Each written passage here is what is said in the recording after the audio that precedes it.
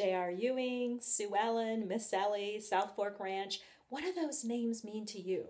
Well, if you're a fan of the classic TV show Dallas, they mean everything. And even if you're not a Dallas fan, they still mean something, because back in the day, the 1980s, Dallas was such a smash hit that it made household names out of J.R. Ewing and South Fork Ranch. I'm BRB. Welcome to Terrific TV Toys. On this installment, we're going to check out a piece of Dallas merchandise that was made by one of my favorite toy companies ever, Mego.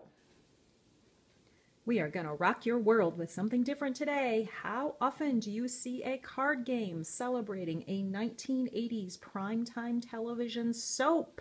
Just not every day, but yet here we are.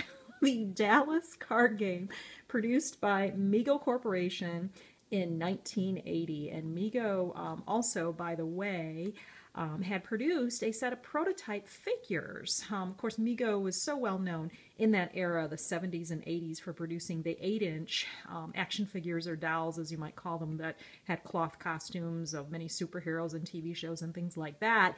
And they also had a line, a slightly more obscure line, of maybe 4 3/4 inch plastic action figures.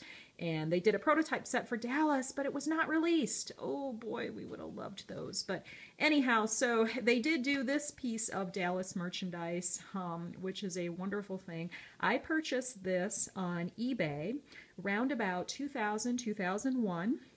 I paid $1 for this game, and $3 shipping, for a total of $4. And what was kind of unusual, I think as I remember it, I think what happened is the seller threw in an extra copy in the box. So thank you, whoever you are, because actually I got 2 for the price of 1, essentially $4 for both. And both of them have all the pieces in them. I have confirmed that. And actually, I don't need the extra. So if you're out there and you're interested in this one, it's got all the pieces in it. You know, email me and maybe you can do a little PayPal and I'll drop it in the mail to you. But let's talk about this wonderful card game. I'm going to take out all the pieces and parts. It does have the instruction booklet with it too. And I have not played this game. I bought it. I was like, man, that's cool. I have got to have that. And it's been in the drawer all these years. First of all, a glance at the box. Of course, it's got the J.R. Ewing figure on the front. J.R. was the dominant force of the classic television show Dallas, even though he was not intended to be. When the show launched in April 1978, with a 5-issue miniseries, and then returned that fall, September 1978, for what is regarded as the second season. They consider that 5-issue miniseries as the first season. Actually, Bobby and Pamela, the Romeo and Juliet love story of that miniseries, was intended to be the front force of that, but people just responded to this guy. This guy just resonated, this evil businessman who was screwing people over right and left, and so J.R. Ewing became the star of the show very quickly. So we got J.R. on the front. It says, the strategy card game that asks you to trust this man. Are we going to trust this man? I just don't know. Wheel and deal to become the richest Dallas multimillionaire. And then on the back, it's got a picture of the different kinds of cards that are in this set. Players increase their wealth by making Dallas investments, relentlessly stealing from opponents, and deviously protecting their own holdings. Yes, that does sound like somebody we know. This is all done with the clever manipulation of Dallas and Ewing connection cards. And then it's got the Mego Corp, New York, New York information here with the logo. And then at the bottom, it does make note, besides the 1980 Mego Corp copyright, says Dallas characters and likenesses, copyright 1980 Lorimar Productions. Lorimar, of course, the company that produced the show. Okay, so that's the box. We've got the nice little instructions here. We've got a set of cards here, and I'm going to kind of refer to the instructions. We're going to go over, hopefully as quickly as I can, roughly how to play this game that I've never played. The equipment includes 45 asset cards. These are still in the plastic. Isn't that wonderful? So asset cards, we'll take a look at them in the other envelope. And then 17 cash cards. which are these guys right here. And each one of them has a different amount on it. This one is 200,000. This one is 1.5 million. And then on the back, they have the Dallas logo. And then these Ewing connection cards, also these like separator white cards that I don't think mean anything. But the Ewing connection cards on the other side, some of them say JR with his photo, and some of them, the rest of them, are marked with different commodities. This is cattle, real estate, oil, raw land, securities, oil, raw land, real estate. Okay, so we covered the different commodities in there. Okay, let's take a look real quick at this one, and we'll take out the pieces not to get them confused, set them over there, just because I want to get a closer look at the other part without destroying the box, hopefully. And like I said, I did count all this to make sure both sets had all pieces. Okay, so these are the asset cards. On the back is this same kind of Dallas logo. And then they have varying values, 800,000 on these, 200,000 here. So you can see roughly what those are looking like. So let me set those over there.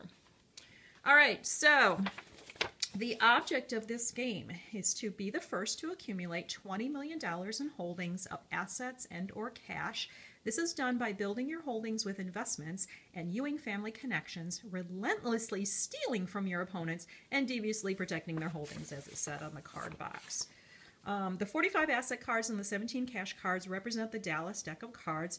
These are the building blocks upon which your wealth is accumulated.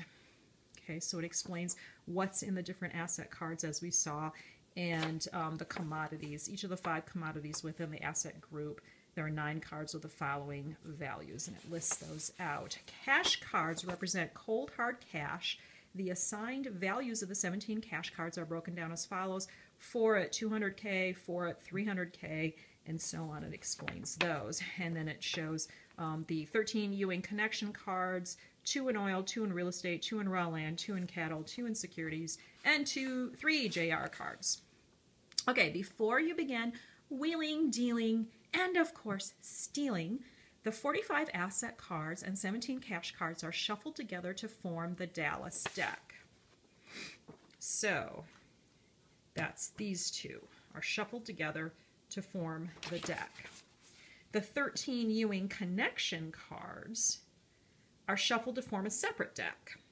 A dealer is chosen by drawing from the Dallas deck. The one with the highest value becomes the dealer. The drawn cards are reshuffled into the Dallas deck. Okay, each player, starting to the dealer's left, is dealt 7 Dallas cards with this combined deck and 1 Ewing connection card. The Dallas deck is then placed face down, and 2 cards are drawn and laid face up to form the base of the trading row. The Ewing connection deck is placed face down alongside the Dallas deck. So that's that side up. So at the start of a turn, a player may obtain 1 Ewing connection card by using any cash card to purchase a Ewing connection card from the deck. This cash card is then removed from play by forming a discard pile, or trading a Ewing connection card in his possession for a new one. The player places the card from his hand at the bottom of the deck and draws a new one from the top. On every turn, a player must draw 2 cards from the Dallas deck. Adding these to your hand increases your chances to make and close your deals. Just remember that at the end of your turn, you must place 1 Dallas card, cash or asset, into the trading row. Okay, so forming investments. On any turn, a player may form an investment which must consist of 3 asset cards of the same commodity. A Ewing connection card may be used as the 4th card, which will help you in making your investment grow. The sum of their individual values represents the net worth of the investment. Okay, so it explains making your investments grow, buying and trading. You see, a player may use his cash to purchase assets from the trading row. So the first 2 cards were pulled to to produce a trading row, and then that's added to as the game is played. You can use cash from your hand to purchase things from that trading row. Transaction must be for equal value. Value of the cash card used must equal the value of the asset. On any turn, a player may trade one asset card in his hand for one in the trading row with the following provisions. Dollar values are equal. Acquired card is immediately put into play by either forming an investment or adding value to an existing investment. Pulling a JR. You can pull a JR in this game. Of course you have to, you know. The 3 JR cards are part of the Ewing Connection deck. A JR card may be used to protect any investment. Once it's placed on an investment, that investment cannot be stolen. A JR card can also be used to steal any investment from your opponent. Once it's stolen with a JR card, it is protected and cannot be stolen again. Anytime a Ewing Connection, commodity, or JR is used for theft of an investment, that investment may be built upon with more like assets. When stealing an investment, that investment can stand on its own or be added to one of your investments of the same commodity. Whatever decision you make must stand for the rest of the round. At the end of each turn, a player must discard 1 Dallas card. The only exception to this is when a player only has Ewing Connection cards in his hand. In this case, he doesn't discard.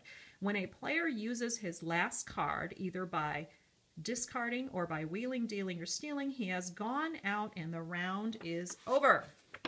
So at the end of a round, a player's profit is scored in the following manner. Each Ewing Connection card left in a player's hand counts as a $1 million loss. All asset and cash cards left in your hand do not count. Each Ewing Connection card that is part of an investment counts as $1 million gained. All cash and assets and investments count for their face value. Well, that sounds like a lot of fun. Why don't you come on over and we'll play.